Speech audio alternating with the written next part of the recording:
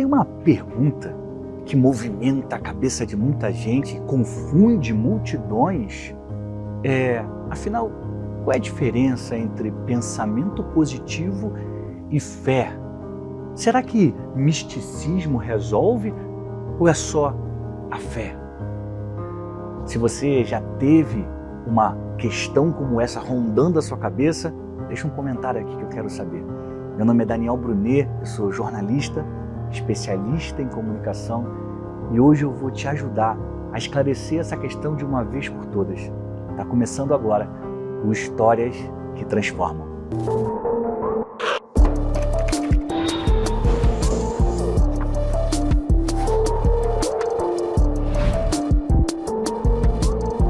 Se você parar para pensar, o pensamento positivo, ele muitas das vezes é parecidíssimo com as frases que nós falamos durante uma oração, as declarações de fé que muitas pessoas dão. Vai dar certo, já deu certo. Você pode, por um outro lado, pensar, vai dar certo, já deu certo, isso vai acontecer. Se você tem fé, você diz, isso vai acontecer. De uma vez por todas, acabou, vai mudar agora. As palavras, elas são quase que as mesmas, só que uma é no pensamento positivo, a outra é dita com fé. E no meio disso tudo, existe algo que também confunde muita gente, é o misticismo. Uma vez, uma amiga minha veio me dizer que a Bíblia tinha um misticismo, que algumas histórias da Bíblia levavam a acreditar que nem sempre a fé vai resolver. Eu falei, como assim? Como é que você tem coragem de falar uma coisa dessas para mim? Aí sabe qual foi a história que ela lembrou? Uma história que eu vou contar para você hoje. Ela falou sobre a mulher do fluxo de sangue. Como conta os evangelhos, existia uma mulher que durante 12 anos tinha uma doença grave e um fluxo de sangue que não acabava.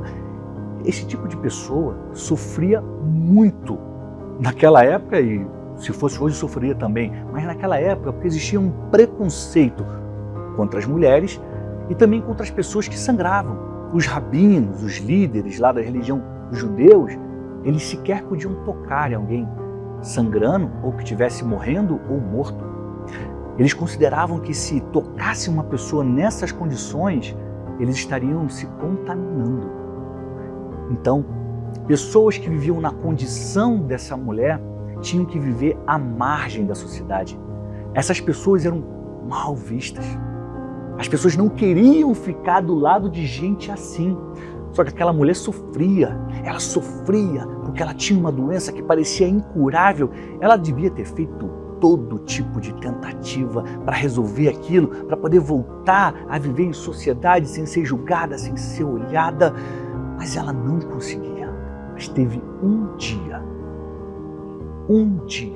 que ela viu que Jesus de Nazaré estava passando. Ela correu até ele, tocou na barra da roupa, na ponta da roupa de Jesus e foi curada. E a minha amiga veio falar, olha, isso aqui é misticismo. Jesus não falou nada. Aquela mulher tocou na roupa e foi curada. Por isso que a gente vê por aí pessoas vendendo paninho disso, toalhinha daquilo, camisa de não sei o quê. Isso é misticismo. Isso não é fé. E quando ela me fez essa provocação, eu prometi a ela, eu vou estudar essa palavra, eu vou estudar essa mensagem e eu te procuro, se Deus quiser, em breve, para te dar essa resposta. Eu quero ler para você essa história, está em Marcos 5, 24.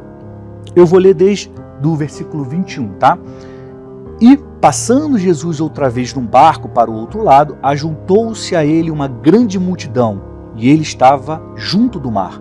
E eis que chegou um dos principais da sinagoga, por nome Jairo, e vendo, prostrou-se aos seus pés.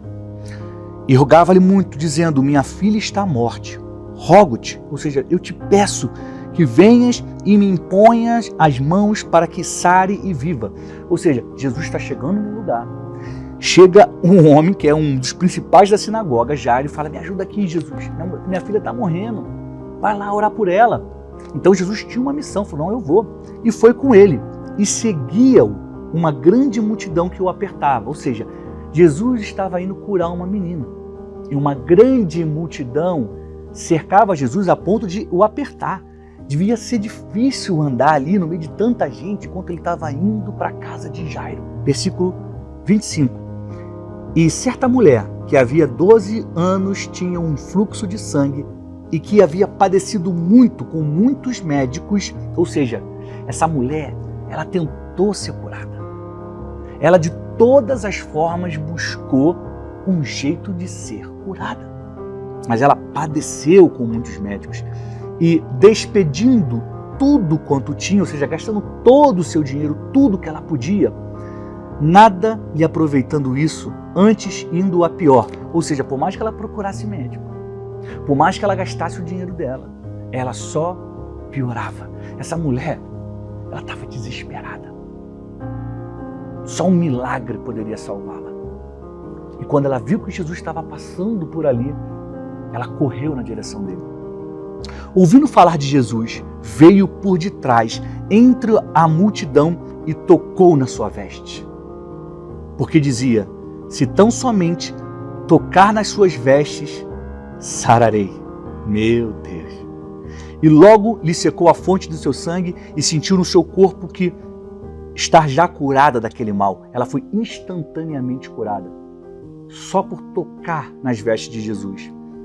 E logo Jesus, conhecendo que poder de si mesmo saíra, ou seja, algum poder saiu de mim, voltou-se para a multidão e disse, quem tocou nas minhas vestes? Jesus sentiu, no meio de uma multidão, no meio de pessoas que o apertavam no caminho até a casa de Jairo, Jesus sentiu que uma pessoa tocou nele, porque naquele momento saiu o poder dele.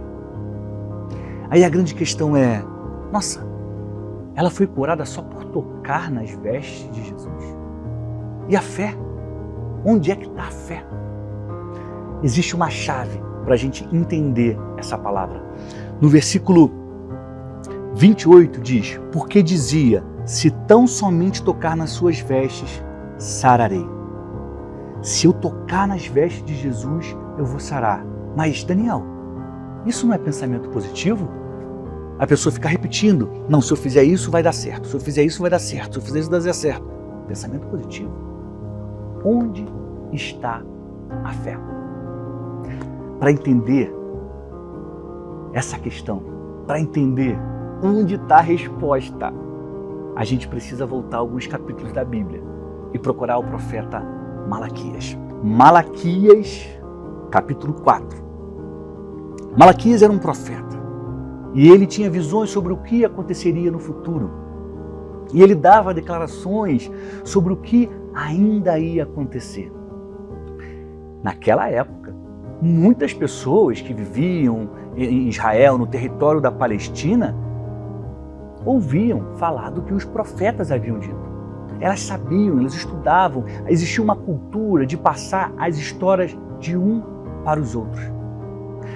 Se a gente se apegar ao texto que está em Marcos, a gente pode pensar que aquela mulher agiu por misticismo ou por pensamento positivo. Afinal, ela repetia, se ao menos eu tocar nas vestes, eu serei curada. Ela saiu correndo e tocou nas vestes dele. Onde é que está a fé? Depois de estudar, orar, pedir para Deus me apontar a resposta dessa pergunta, eu achei Malaquias 4. Olha só, o profeta diz, porque eis que aquele dia vem ardendo como fornalha, todos os soberbos e todos que cometem impiedade serão como a palha, e o dia que está para vir os abrasará, diz o Senhor dos Exércitos, de sorte que lhes não deixará nem raiz nem ramo. Malaquias está falando do fim dos tempos, falando de homens maus que vão ficar para trás. E no capítulo 4, versículo 2, ele me dá a resposta que eu busquei por muito tempo. Diz assim, mas para vós, para você, os que temem o meu nome, nascerá o sol da justiça, e cura trará nas suas asas, e saireis e saltareis como bezerros da estrebaria. Olha o que diz esse versículo.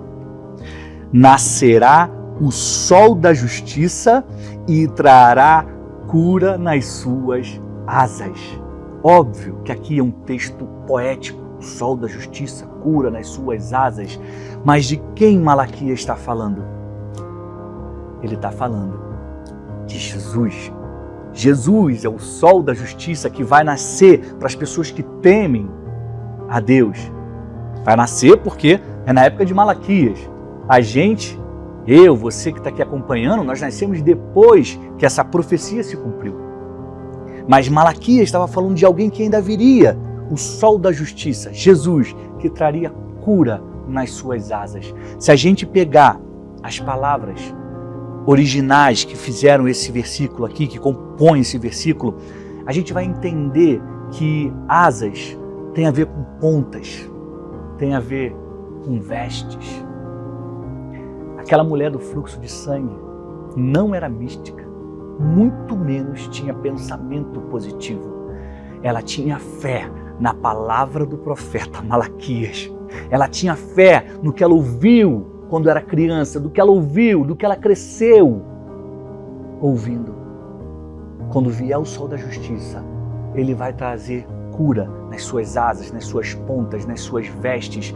Então ela se agarrou a essa palavra com fé e falou: no dia que Jesus passar na minha frente, eu vou tocar nas vestes dele e eu vou ser curada. Não é misticismo, não é pensamento positivo. Aquela mulher agiu por fé. Palavras de pensamento positivo podem ser muito parecidas com palavras de fé. Porque quando temos palavras de fé, nós declaramos coisas positivas, coisas que nós queremos que aconteçam, coisas boas. A grande diferença entre o pensamento positivo e a fé é que o pensamento positivo são palavras bonitas, palavras legais, desejos que a gente gostaria que se realizasse. Fé, ela está ligada a alguém que pode cumprir. A fé, ela só acontece quando alguém que está acima de nós diz que pode acontecer. Então, com base no que foi dito, alguém que é fiel para cumprir, a gente repete, porque sabe que vai acontecer. Não porque é bonito dizer, não porque é uma palavra positiva, não porque a gente sente uma tremedeira, não! Mas porque alguém prometeu que ia acontecer e a gente colocou fé. A grande diferença entre o pensamento positivo e a fé é justamente isso. A fé tem alguém que vai cumprir, alguém que garante que vai acontecer.